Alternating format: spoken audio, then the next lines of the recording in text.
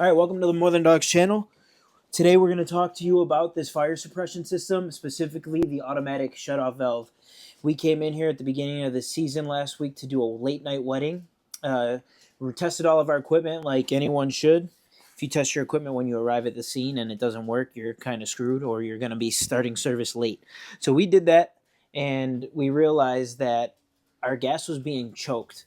So we were lighting the flames on the flat top. We were lighting the flames on the steam table, just to realize that when we lit one flame and then lit another one, the other flame died out. And so we started troubleshooting. We started with the propane tanks on the outside, check the connections, make sure they weren't leaking gas or any of the hoses were kinked. All of that seemed good. We even changed the hose it was connected to because that was just the path of least resistance at the time. Then we came inside, started examining some of the other possibilities, and 2 to 3 weeks ago we actually went to a fire suppression place to get our inspection of our system. But we do know that they were inside this automatic shutoff valve, and they were messing with the part. There was a part in here that they took out. They said it didn't belong there, which they're probably right because they're the experts. However, we think they didn't provide enough tension for this valve right here, because we opened it up as the last option to figure out what was wrong. And Mike, if you want to speak on this at all, go ahead. But we opened it up just to realize that this valve was too far down into the pipe. So it was essentially cutting off our gas supply. It wasn't all the way in the pipe because, again, it wasn't on purpose, but it was in there enough so where the gas was only able to get by a little bit, and that was allowing us to light some of the flames. But if we were to light everything, it was being choked.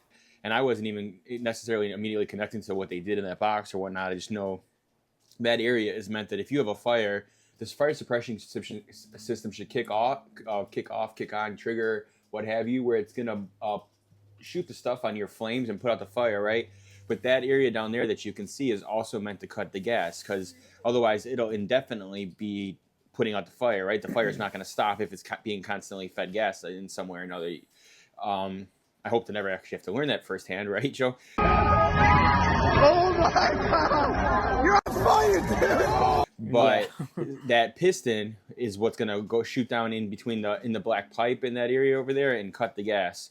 And so what was it? I think it was about a 1/4 inch or so, or if not more. That piston was lower down there, and we tested it by just pulling the piston up and seeing, like, wow, if you would think that if there's no reason for the system to be triggered, that piston shouldn't move up at all. There should be enough tension. When the system gets triggered, obviously those steel cables are going to release the piston down into the black pipe and cut off the gas supply. The fact that I was able to pull it up, and remember, how did we test? I was holding it up. You lit the appliances and they all lit normally, right? While I'm sitting under there holding the piston up while you tested everything, and then we immediately knew that was the issue. So then it came down to, well, we had an event that night. We had an event actually like 2 hours later. How are we gonna rig this system so that the piston stays up? And honestly, they're still keep it pretty safe, in the sense that if we had to trigger this, right the way it is right now, it's not going to cut the gas, right? But we could easily just cut that zip tie, and the piston should go all the way down in the event that the system was triggered, I would imagine. So I just used the zip tie and kept pulling it around there until there was so much tension that it kept the piston up. Yep. And so to give you a little perspective, underneath this table is where that area is, where the issue is coming from. These were all the main, that's the main valve down there, and that's the valve to the fryer, the flat top, the burners, and the steam tables. Okay, so Mike had to basically crawl down into this little shelf, hold it up with his hands while I tested over here. I was lighting all the burners to see if they would light to full power. They were, which told us that was the issue. And this is where Mike's talking about. He took a zip tie. He knocked out this junction box hole right here, and he zip tied it around the valve and pulled it tight. And this is obviously not a long-term fix. That company has to fix the problem. As tight as I could pull it too, right? Because we had to make sure there was no more tension. So if you try to manually pull that piston up, Joe, you're going to see you just can't. I honestly thought this wasn't going to work at some point, and that the zip tie was just going to snap from too much tension or the rough edges of the junction box. Yeah.